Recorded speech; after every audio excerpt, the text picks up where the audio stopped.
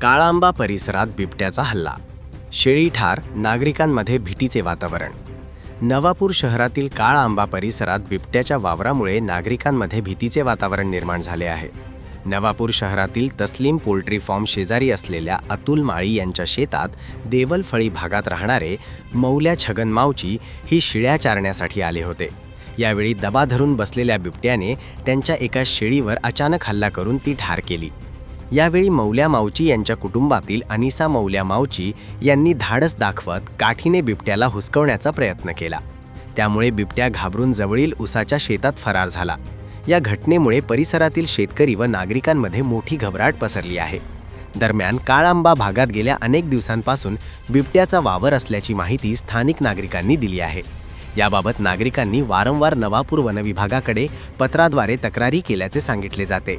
मात्र वनविभाग या बाबीकडे दुर्लक्ष करत असल्याची तक्रार रायला दादू गावित यांनी केली आहे. घटनेची माहिती मिळताच वनविभागाचे वनपाल AM शेख यांनी घटनास्थळी भेट देऊन पंचनामा केला. यावेळी राष्ट्रवादी काँग्रेस अजित पवार गट शहराध्यक्ष मनोहर नगराळे यांनी वनविभागाच्या कर्मचाऱ्यांना काळांबा परिसरातील बिबट्याच्या वावराबाबत सविस्तर माहिती दिली. तसेच घटनास्थळी काळांबा परिसरातील नागरिकांनी मोठी गर्दी केली होती.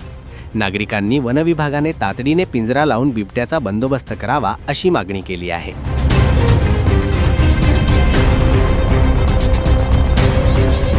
माझं नाव रायला दादू गावित आहे. मी इथे शेतातला राहतो. बऱ्याच दिवसापासून मी सांगत आहे वनविभागाला फॉरेस्टवाल्यांना सांगत आहे की ते बिबट्या फिरत आहे, पण कोणी ऐकत नाही. म्हणून तक्रार पण करत आहे, कोणी लक्षात देत नाही. आता बकरीवर हल्ला झाला, काल उद्या असून माणसावर झाला, तर कोण जबाबदार येणार? बरोबर.